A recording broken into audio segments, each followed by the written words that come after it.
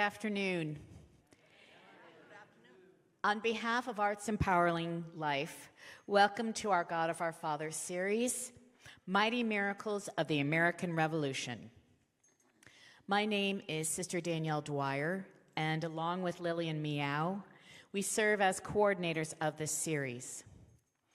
As we look toward our country's 250th anniversary, we wanted to raise up moments of divine intervention, incredible measures of faith and courage, moments that reveal the outline of God's hand over this country. Each month until January 2026, we will be hosting a lecture on an event that happened in that month during the Revolution. As you can imagine, today's talk is a little bit different.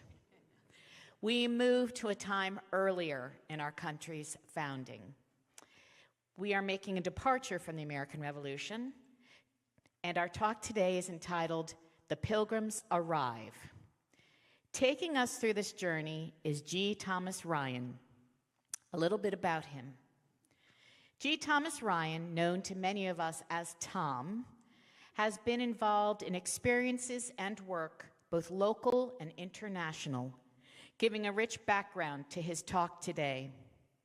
Before, during, and since 2020, Tom has been the vice chair of Eastham 400 and coordinator of First Encounter observances. He has produced dozens of videos, books, lectures, websites, and orders of worship on the arrival of the Pilgrims in 1620. These studies have led to fresh appreciation of their subsequent activities with the Nauset Tribe and Outer Cape Cod. For decades, Tom has coordinated architectural, artistic, liturgical, and educational planning for large churches in the area. Churches in Orleans, Sandwich, Plymouth, and Nantucket. Also, as part of this vocation and service, Tom has been a leader in the Cape Cod Council of Churches, Nantucket Interfaith Council, Nauset Interfaith Association, and the Barnstable County Human Rights Commission. Leaving our local churches for a moment, Tom is also a member of the Vatican's Order of the Holy Sepulchre of Jerusalem and has worked for the last 28 turbulent years assisting Christians in the Holy Land. Before we give this over to Tom, I just wanted to mention one more thing. At the end of the lecture, there will be a chance for questions. If you have questions, please come right to this microphone here in the middle of the aisle. If you're unable to come to the microphone, please let us know and we will bring a microphone to you. So please join with me in welcoming our speaker, Tom Ryan.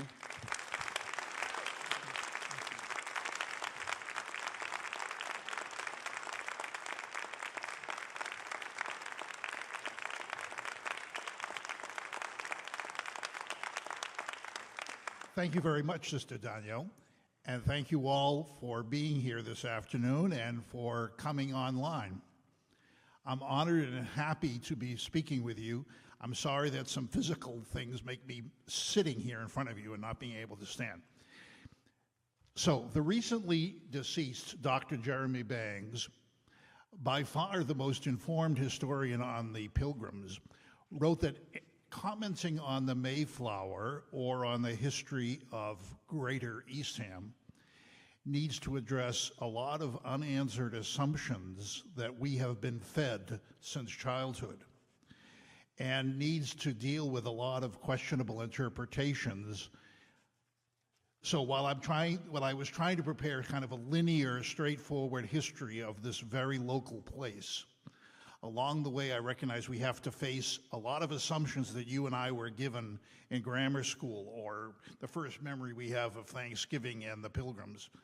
And we have to face a lot of questionable interpretations that we carry in our heads and that teachers at Nauset High School carry in their heads and that they are passed on to generations. So I'm doing a linear history, but we will be facing at times differences of interpretation. And I'm not trying to offend anybody if they cherish an assumption or an interpretation that I'm questioning or seeming to not go with. It's a very complicated set of assumptions we've been taught about the very place that most of you and I live. So I'd like to begin with 2 points of context. First, we know that European Christians were arriving in the Western Hemisphere before and, of course, after 1492. And thus we recall, and we can look here on this map, at the lands of the Spanish, lots of property there to the west and the south, the Portuguese way to our south, the French north and west and south, and our small little coastal perch, the little space there for the English. Odd reference, notice on this map it calls them British, but that was a word that wasn't working back at that point. In any event, so much for that map maker. So all of these nations came also as church, not just as nations, and in most cases they were Catholic. All of these places we're looking at form the Americas. And since St. John Paul II, the Catholic Church has tried to consistently call all of this America, not Americas. Thus, Pope Leo is not the first pope from America. Pope Leo is the second pope from America. So the most local pre-Mayflower exploration was led by Samuel Champlain, who in 1605 came to what would be later Orleans and Eastham. And here's Champlain's drawing of Nauset Harbor. To the left would be Tonset and East Orleans. Straight ahead, past the marshes, would be Indian Rock, Hemingway Landing, the Windmill Green, Eastham Town Hall. Off to the distant right would be Salt Pond, and to the near right is Coast Guard, what we now call Coast Guard Beach. Champlain named the barrier island the Great Beach, in French, Malabar, Bad Bar, Bad Sandbar, for the difficulty of navigation, and the name stuck for centuries because of so many hundreds and hundreds of shipwrecks there on the Bad Bar. Here we have a close-up from that drawing of Coast Guard Beach, and we see a small armed skirmish. Champlain's French crew went ashore, and they decided to be armed for war and to look for and take crops without asking, and they were carrying nice buckets and metal pots for gathering the stolen corn and other things, which attracted the Nauset folks of the area, thinking that this at all levels was not correct.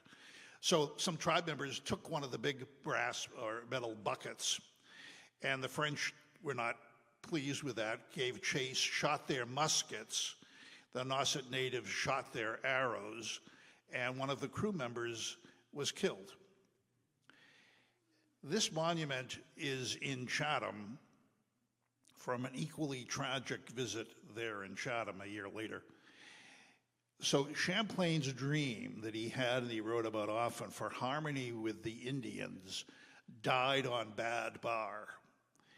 And this place, Lower Outer Cape, was thought of by then the explorers as the Bad Bar, the Bad Sandbar, the place of broken dreams, where the dreams of harmony would not happen, the place of that first encounter. That's the first context, is up to Champlain. The second point of context is on miracles. In the Gospels, miracles are signs and they point to meanings, and they're related to people's faith. Here's Jesus healing a man born blind. Jesus came upon this man and gave sight. But the Pharisees were not convinced. They kept arguing that Jesus was not from God because he did not keep the Sabbath. The man born blind, however, and many around, including his family, came to faith in Jesus as the Lord through that event. So Providence is not just a series of magic tricks and not just a series of beyond nature events. providence, divine providence, is recognized in faith. And so then these events can be interpreted various ways, but are seen by believers as acts of God and miracles. And so even if some of you would see something as a miracle, it might be seen by others as, that's just a normal nor'easter causing that storm, not God. So here we have 128 years after Christopher Columbus. Who came then? 128 years after Christopher Columbus was what year? The first Protestant Reformation group. And they were known as separatists, separate from Catholicism, separate from the shadow Catholic English Reformation. They were the mixed group of pilgrim saints and strangers they had to get money from to afford the trip, and the crew. They did not have an easy crossing, and most of you know that they came to Cape Cod. They were on their way to the Hudson River, which is not here, as we know. The bad bar again, the bad sandbars and bad November weather, and instead of taking a left, they took a right turn, went up the coast of Cape Cod, and of course round the tip of Cape Cod into Provincetown Harbor. The arrival was November 11th on their calendar, which was November 21 on the then recently issued Gregorian calendar. They got off the Mayflower and had a month of exploring parties, Pilgrim Springs, Cornhill, all of those places that many of you are familiar with. And they had carried on the Mayflower a small shallop boat, which they spent some weeks reassembling for exploration journeys.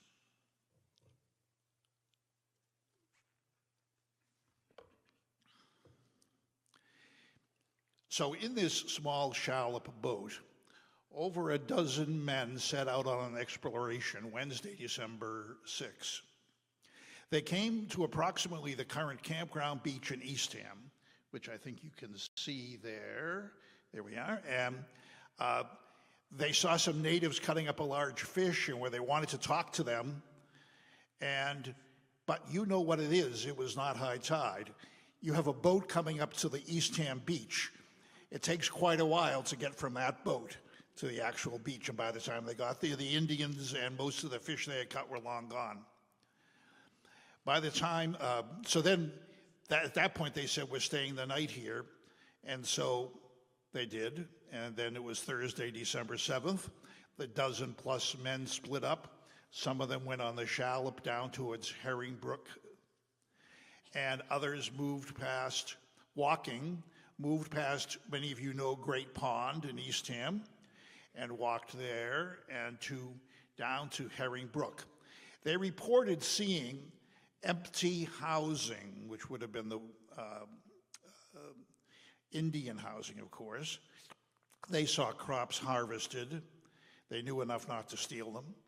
And they give a very detailed account of a very large burying ground with marked graves.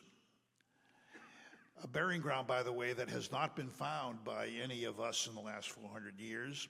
It has to be somewhere near the library in Eastham, because you understand Great Pond, walking down to Herring Brook. So somewhere near Samoset Road, somewhere exists these thousands of marked, or what were marked, graves. We don't know why they disappeared, because there's no record of Europeans destroying them. Was it the Native Americans decided they didn't want us to in some way violate these tombs, so they moved them or just unmarked them? 5 years ago, some of us had hoped to figure out that walking route on December 7th was the date, and figure out we could pass on that part of local history, but COVID got in the way, and it's still a desideratum. So before early sunset on December 7th, they met up with the boat on the shore at high tide and all camped overnight. You understand early sunset, so high tide at sunset would also be high tide at sunrise. Lucky for them, because I think you all know what happened the next morning, December 8th at dawn, the so-called first encounter, when the Nauset Tribe shot arrows but didn't kill anyone, and the colonists shot muskets but didn't injure or kill anyone. and the Pilgrims were scared but unscathed, happy that a full tide was there. They were able to make a quick escape, and off they went to the west. So, how did they go? Well, the weather turned horrible right away. One of their number said, I saw a harbor, it was probably Barnstable Harbor, once when I was here before, and they went down to us looking for Barnstable Harbor and couldn't find it because of a terrible snowstorm, and it was so dark by noontime, they couldn't find Barnstable Harbor. If anybody here is from Barnstable or Yarmouth Historical Societies, I know what your theory is. And people in those two towns say, if there had not been a snowstorm, the New Plymouth would have been with the Matakeesee Indians there in Barnstable. But no snowstorm. So the storm grew worse. They lost the rudder on their shallop, and then the mast was cut in three. And they were literally blown by nature. Or they would say blown by God, wherever the storm took them. So where did God want them to go? It took them to Plymouth Harbor. And by nightfall, it's little commented in local histories that the same day that at dawn was the first encounter, they were in Plymouth that night, driven there by God, not by their own design or plan or map. One of the Mayflower men had explored the area, as I mentioned, on a previous journey and claimed to know a harbor, and maybe he also knew not only Barnstable Harbor, but Plymouth Harbor, but no mast, no rudder, big storm, he had no control or no map. They woke on Saturday morning the 9th on that island, discovered they were on an island. They rested and repaired the shallop, and then Sunday the 10th had a worship service and knew they couldn't work that day. Then Monday, December 11, they went to what they were to call Plymouth Shore. And that was the famous landing on the 11th by their calendar. And they landed not from the Mayflower, but from the shallop. And it wasn't the whole assemblage of 100+ people, it was the dozen+ explorers. And they decided it was a fitting place for habitation and that they would go get the others. So the next day they went back to the Mayflower. Now, I would like to look at this chart with you that helps appreciate why the telling of the story gets so confused. Outer Cape historians have used the old calendar in the left column. That's why Provincetown says they landed here November 11. And it's why Eastham librarians have always said they had the first encounter December 8th.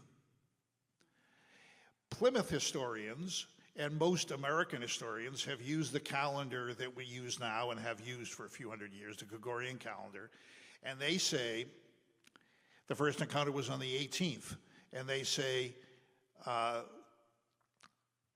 landing was on the solstice. The 11th, we say, but then they say the 21st. You understand those two columns? It's the same event. But when most people think about it, they hear from us here in the Outer Cape, a first encounter on the 8th, and they got scared and ran away, probably back to the Mayflower, we think. And they stayed there for quite a while, for quite a few days, and then they landed in Plymouth on the 21st, right? So they had more than 10 days on the Mayflower. And that's the way the canon of history tells most people. But the reality is God drove them the same day, on the 8th, which is the 18th, and on the 11th, which is the 21st, is when they landed in Plymouth. Understand that source of confusion? I went and met with the head of a large association in Plymouth, and I can't use her name because it's embarrassing, and I told her, I got there a year ahead on December 8th, and I said, well, congratulations on the landing in Clark's Island. And she went, no, that was on the 18th. I went, no. Today we're celebrating in Eastham. I was at a sunrise service this morning in Eastham. And anyway, it took me a while to convince this doctorated historian that in fact it was the same date.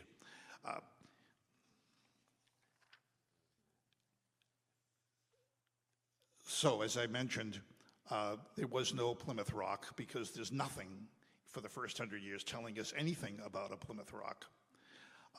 And notice also on this view here, when they finally were looking at this, there's the shallop, there's the Mayflower.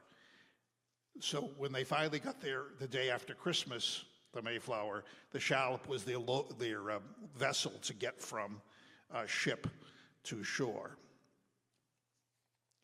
And they arrived for what, as we know, was a winter of death.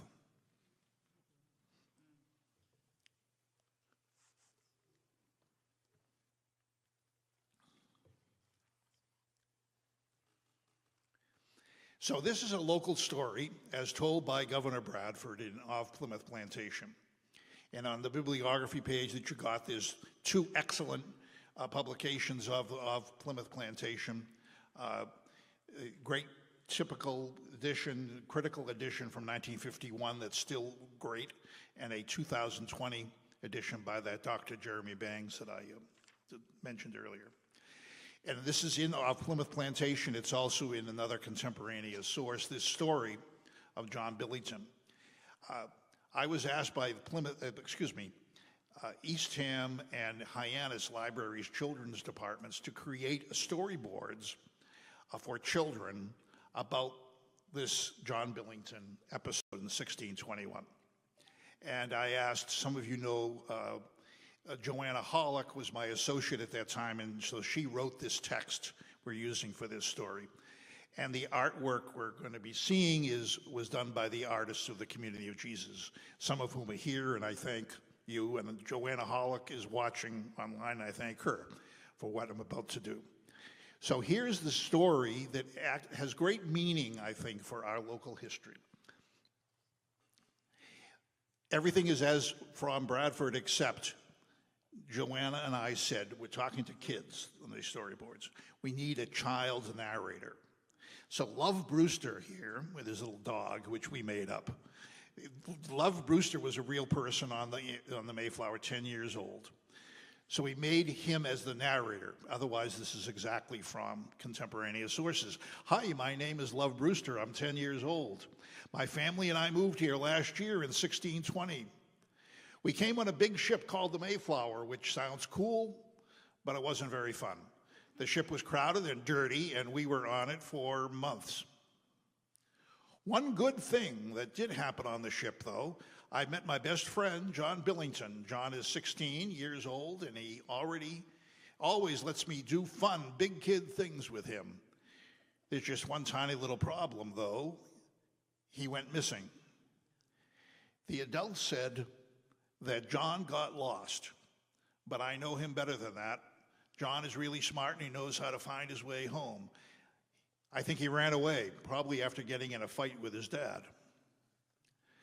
Some of the men from our colony set out on a search party to look for John. They invited me to come along. I was really excited, but also a little nervous. 10 men from our colony, 2 local natives, and I, got into a small boat. We set out to look for John. Soon after we left, a storm hit. We decided to head into shore for the night. When we woke up, we saw natives nearby. I was a little scared that they would hurt us, but the men in our group spoke to them. Our men said that we were coming in peace and that we were looking for John. The natives were peaceful too, and they said that they knew where John was. Their leader's name was Ino. He said John was at Nauset and that he was safe. The news made us all very happy. We celebrated together by eating breakfast. As we were finishing breakfast, an old woman came up to us. She looked like she was more than 100 years old. She was crying. She told us that some Englishmen had kidnapped her sons. We apologized to her and gave her some small presents. Later that day, we got back in our boat and headed toward Nauset to find John. Idaho and 2 of his friends came with us. When we got to Nauset, they went on shore. They soon came back with Aspinet, the leader of Nauset, and more than 100 others. I watched them closely as they approached us. Some of them also had bows and arrows, and I hoped they wouldn't shoot at us. But when I looked closer, I saw a familiar face in the middle of the group. It was John. John was wearing necklaces made out of beads, and he was smiling. To thank Aspinet for bringing John back safely, our men gave him a cool knife. We all headed back to the same place where we had met Ian-Ho. When we got there, there were lots of men and women on the shore, and they were singing and dancing. I realized that the natives weren't scary or mean at all, even though they looked and acted a little differently than us. They helped bring my friend John home safely. I had a feeling that we would get along with them from now on, so I started singing and dancing too. So enjoy, folks, now this image of dancing while I add a couple of thoughts. Was John lost or did he run away? Love Brewster said he ran away. His dad was evil. His dad was a man to have a fight with. And as a matter of fact, he was the first execution. He was executed for murdering someone a few years later. And he had done many other things, according to Bradford, in the meantime. And we learned not only of those awful conditions, but we learned that, in fact, they had the death penalty, and his dad was the first one. The rescue was remembered for many years at Plymouth as a sign that the Nauset and their leader Aspinet were in fact possible allies. They needed to learn the Pilgrims needed to learn to live with all of the tribes. So no story of our local colonial period can be told without including the Nauset. And this second showing to Bradford of their power, first encounter, and we've got your John, and here's 100 of us right here bringing you John.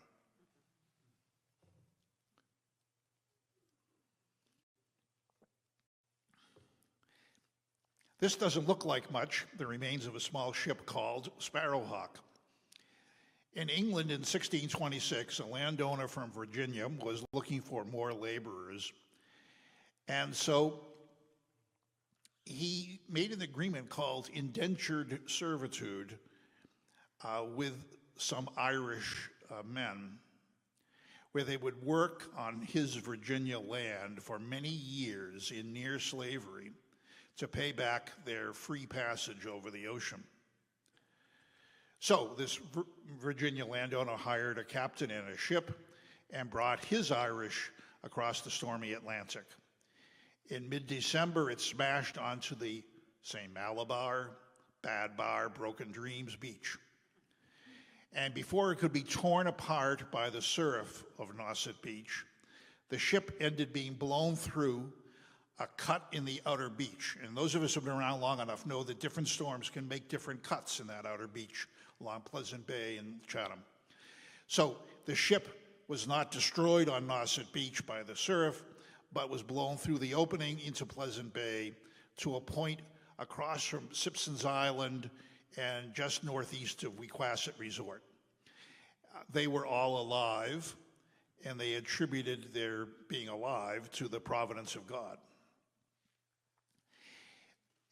The fatigued and certainly very sick crew at that point, and the servant Irish, soon saw the Nauset coming to them in Nauset canoes and rescuing them there on Pleasant Bay, and sending runners to Plymouth to tell the Pilgrims the Nauset would have think more of your guys are here. It would have taken, of course, some time for the runners to get to Plymouth, and then Bradford put together a rescue party.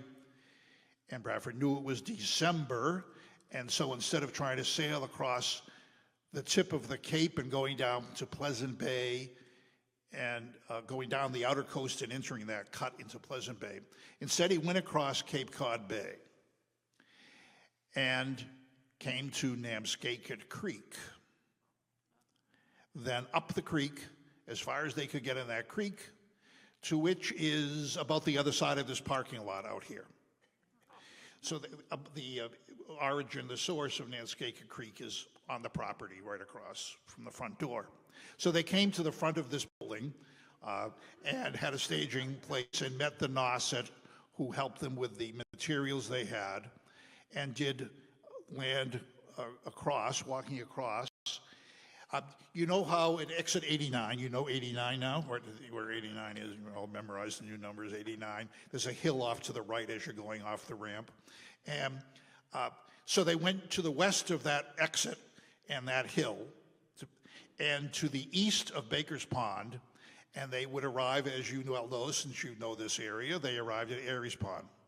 And that's a salt pond, and they were able to, canoes in the Nauset were able to take them and the materials from Aries Pond over to Pleasant Bay, down Pleasant Bay to the site of the shipwreck, which was days after the Irish were thrown on Pleasant Bay Beach.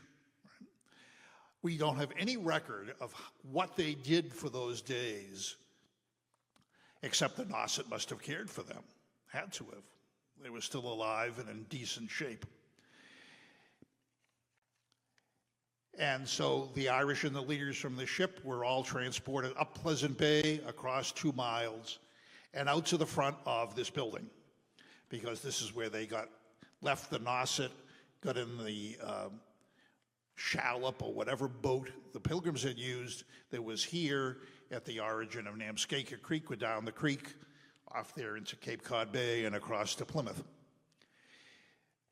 The Virginia leaders had no use for the separatists or their religion. The Virginia guy was of the King's religion, Church of England, Anglican, and nobody had any care or use for Irish slaves or Irish indentured servants. But they stayed in Plymouth for the rest of the winter, and at the first opportunity stayed in Plymouth for the rest of the winter, and then had the first opportunity left for Virginia. So there's a few unanswered questions. What happened to the Irish? How many indentured servants or Irish slaves did the Virginia English indeed have, alongside the Africans in chains that had been there for 8 years already, 1619 to 27? And so what about those? And the historians in the 1800s didn't want to talk about any of that. So we don't have any record about this. And I also have the question of what anniversary observances might happen next year, the 400th anniversary of this shipwreck, by this creek, by this building, by Pleasant Bay, close by assembly places like Holy Spirit Church. And I hope to work with Nauset Interfaith to have a remembrance service next year, December 17th. Another point about this Sparrowhawk, there are 2 wonderful books from the History Press for more reading on this. Mark Wilkins, in 2011, did Cape Cod's oldest shipwreck, which is 60 pages of what I just said. And a shorter version is Don Wilding, Shipwrecks of Cape Cod, in 2021, that has a briefer account. Again, our local history needs to be told with the Nauset people, and even with the Irish in servitude.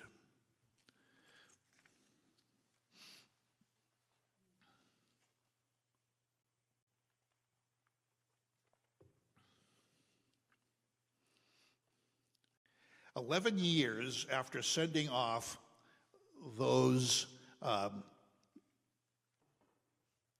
Anglicans and Irish, we have these words in Governor Bradford's of Plymouth Plantation. 1638, this year, about the 1st or 2nd of June, was a great and fearful earthquake. It came at length with that violence as caused platters and dishes and such like things upon the shelves to clutter and fall down.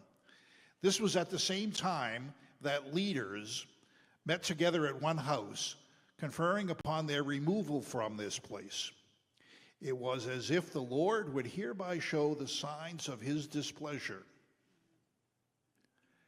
As to whether," that's the end of Bradford's quote, "as to whether this was a miracle of displeasure with any move out of Plymouth, it would be a displeasure of God at moving to Eastham and Orleans."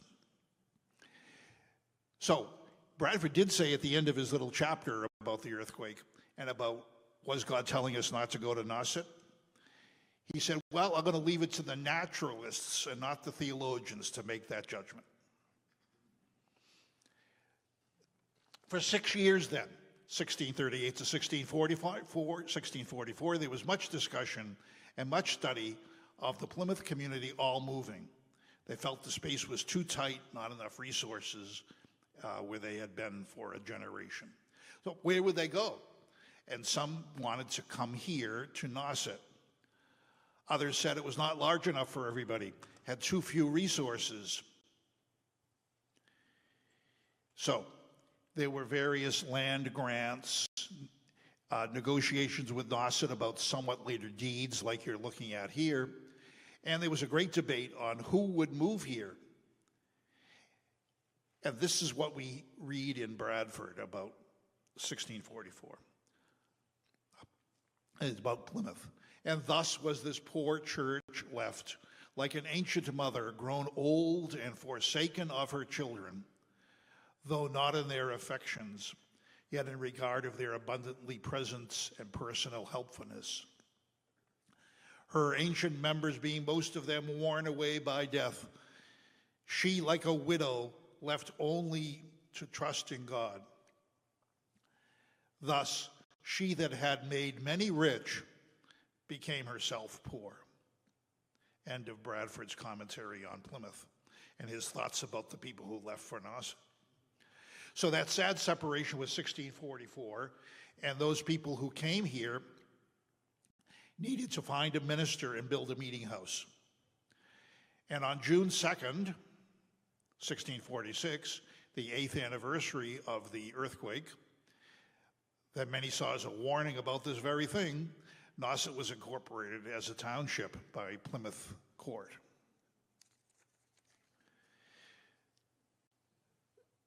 So keep in mind what we have here. A few second-generation pilgrims with some children living amidst the Nauset. Two parallel governments, two parallel education patterns, differing and parallel views on life and nature and the use of land, two ways of dying and of being buried, two ways with God.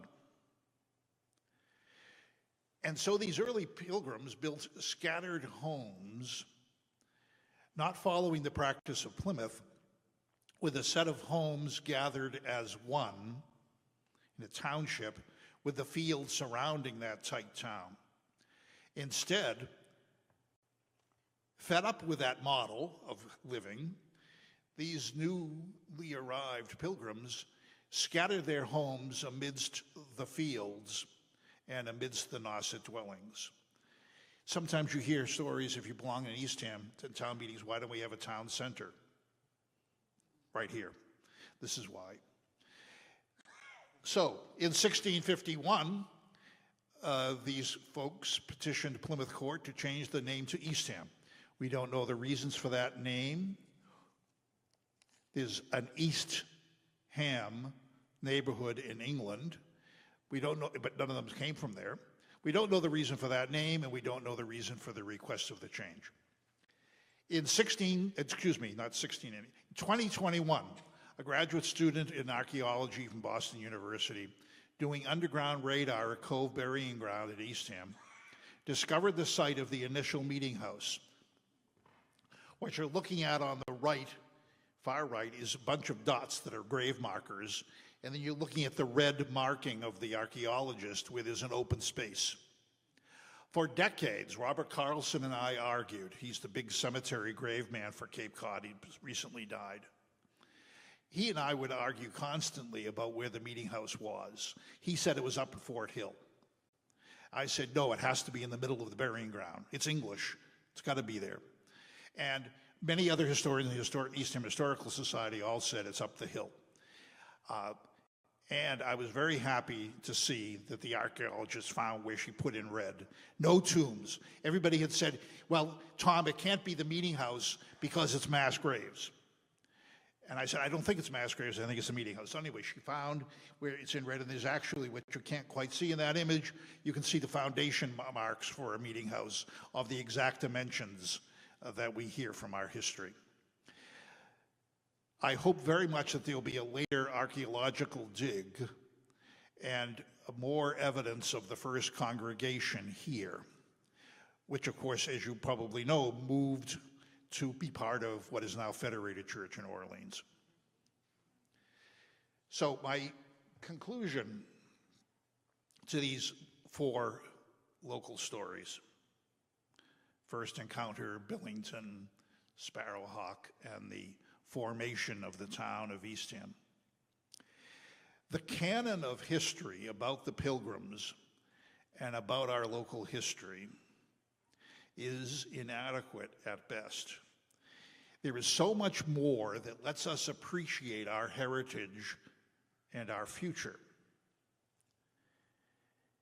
I believe you all received a paper that has some bibliography of this very local history, and I hope you look into the websites and read some of the material, and you can be sure that the libraries in Orleans and Eastham have all those materials. So reflecting on this history propels us, or should propel us, to think about the future and how our future is built on this past.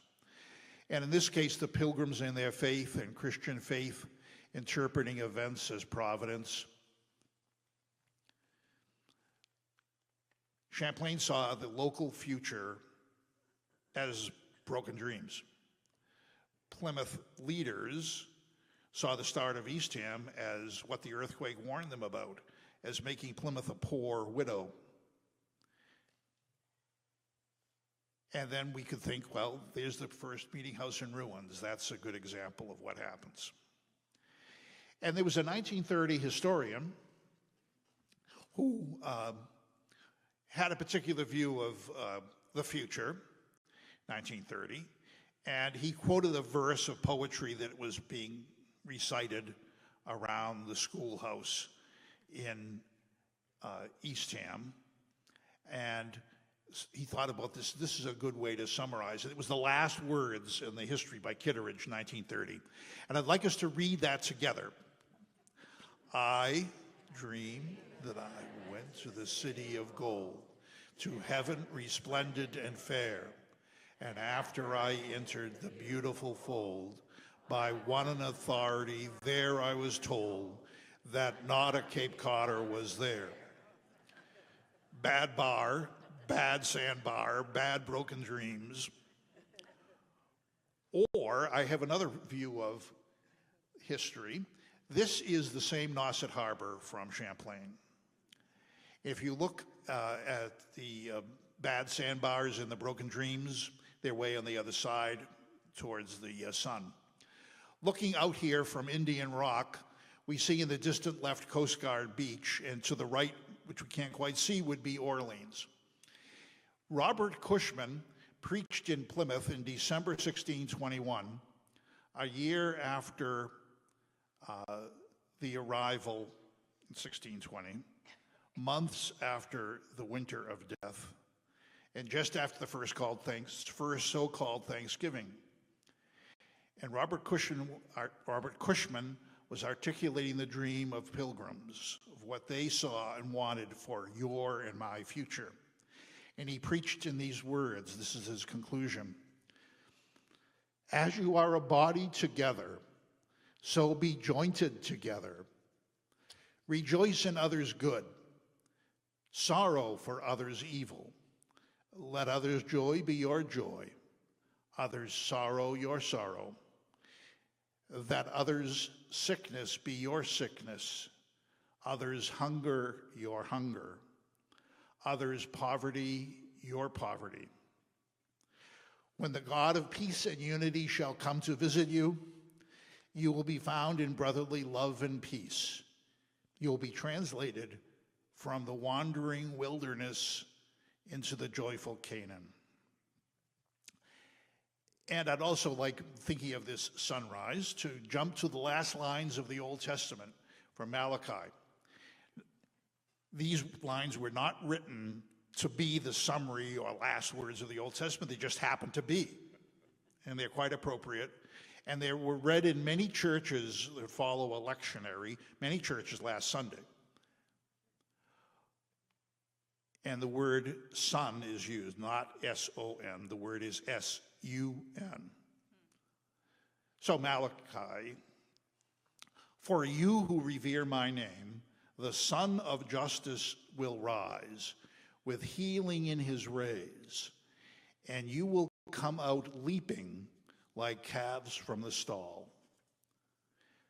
My friends, all the broken dreams can be replaced when we embrace that Son of Justice. Thanks very much.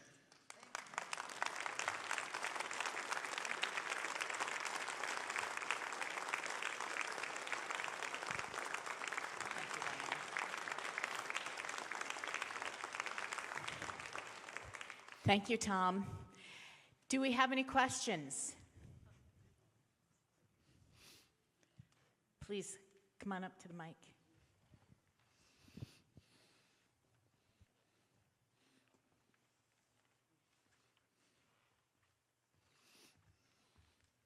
Tom, thank you so much for all you told us. I was wondering if you could tell what the relationship is today with the Indians of Cape Cod, you know, between what tribes are left and what role do they play in our community today? The tribes, you mean, yeah. So the Nauset Tribe and the Manomet Tribe and the Patuxet Tribe and other lesser, we know the word Wampanoag. Before I get to that word, these tribes mostly, most of them died. There was a horrible disease, as most of you know, brought by the Europeans way before the Mayflower, so that when the Mayflower came, the epidemic had happened. So most of these local tribes died, but not all of them. And some of the people were given places to live in a certain part of Orleans or a certain part of Chatham. And eventually, through very controversial methods and ways that have no time to talk about all the details of this, but many of them moved to Mashpee, so that Mashpee had living there people with the blood of Nauset or Manomet or Patuxet and others. But there already existed a Wampanoag tribe, a couple of different Wampanoag tribes. And so Wampanoag was a tribe, but it also became a confederation of other tribes. So it's the name, it gets confusing when you first think of it. So they were the local tribes, which we have to pay more attention to, because most people only think about Wampanoag in Mashpee or Wampanoag, Gay Head, Aquina in Martha's Vineyard.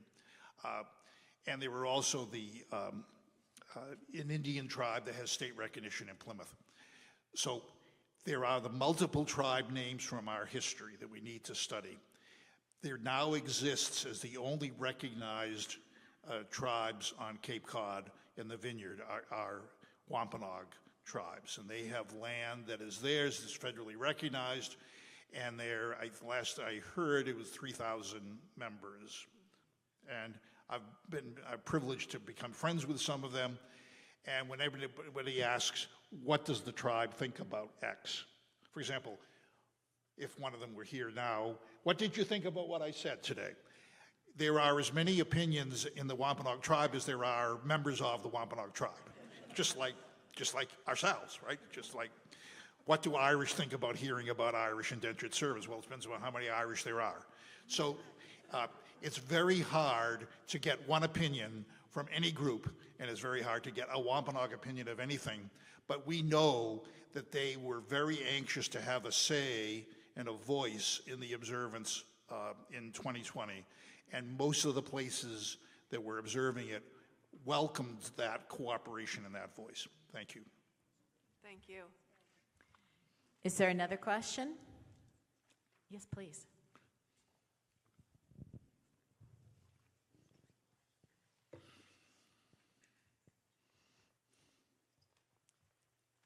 Thanks, Tom. Again, I think you may have sort of said an answer to this already, but given, I'm not a Congregationalist myself, but given those deep roots in Eastham, the church there, why is there no longer a Congregational church in Eastham? I mean, what transpired in the last 500 years, 400 years? Okay, thank you very much for that question, Martin. They died out. There's actually a paragraph in the town records, because you understand town records would be church records, right? It was the same thing, right? This was founded as a church, founded as a town. It was established religion until early 1800s. There were fewer and fewer people going to the Congregational church. And of course, the meeting house that was in Cove Burying Ground, and then moved to a couple of other locations. Wherever you see cemeteries, that's probably where it moved. There were fewer and fewer members, and why is that? Campground Beach. Why is it called Campground Beach? Because there was a camp meeting there in the summer where thousands of people would come. If you visit the streets, Millennium Grove and a number of other streets, they have names that would fit for 1800s summer camp meetings, of revival meetings of Methodists. And so they came, funded by some very rich people, and worked out the money for it. They came and landed near Campground Beach, and thousands of people camped in the land between Campground Beach and Herringbrook Road. And they were all Methodists. They were visiting, but the local people went. This is great. First of all, the picnics were wonderful. And all summer, and the singing was wonderful, and the campfires were wonderful. And why would I want to be a Congregationalist when I can have all that? So the Methodist Church became a very big thing here. And that's why you've got a big Methodist, or not a big, but it's a fairly large Methodist church right on Route 6 in Eastham. And you've got another Methodist church in Wellfleet, and you've got a Methodist church in Orleans, right? Because Methodism became really a big thing in the 1800s. So that's one of the reasons why there were fewer and fewer Congregationalists. I know that Brewster Baptist is 201 and a half years old, and but that's a little far away for the Eastham people to be drawing them. So it was mostly Methodism was attracting them. They didn't become atheists. They moved to another form of Christianity in general. And it was right after the established church was disestablished. So therefore, and there was a battle with the Unitarians, and the Unitarians and the Congregationalists fought over who would get the old white church on the town green in each town. So there was a battle internal to Congregational heritage, and there were new faiths like the Revival Methodists, and then there were Baptists coming around to some towns, and there was a Catholic thing in Sandwich somewhere. So it was attraction to other things. And they wrote a paragraph mid-1800s. Oh, woe is us, we're like the poor widow of Plymouth. We made everybody rich, and we gave our religion to Wellfleet and Orleans and all the towns, and now Eastham has nothing. However, the document identifying that congregation, the Eastham congregation, was taken and they became part of the Federated Church in Orleans. And every year, for half an hour, they have the annual meeting of the Eastham congregation.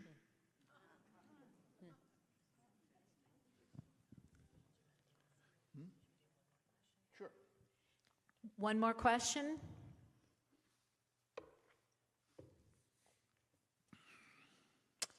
Please.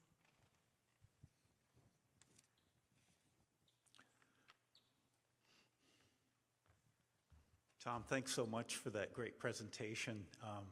Maybe you could finish up on Thanksgiving. Not the whole story, but I learned the Thanksgiving story in elementary school in Sandwich. And of course, we moved to Louisiana after that, and I learned that 50 years before that, there were Europeans in Louisiana. But the question I had was the heroes of that Thanksgiving were Squanto and Samoset. Can you tell us a little bit how folks see them today? That first Thanksgiving is one of the center points of controversy amongst the Wampanoag Thank you very much, Jeff, for that question, because I'm ready for that question. It always comes up a few days before Thanksgiving.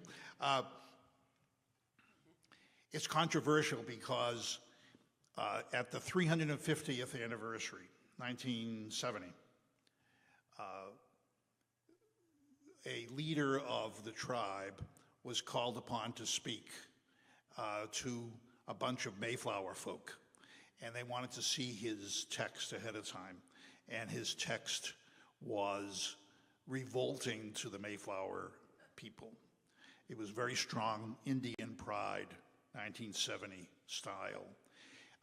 Wamsutta was his name, and he was music teacher at Nauset High School, and known by some of you. I know some of you knew him, Mr. James. So he gave a fiery, or he had a fiery speech ready to deliver, and they disinvited him.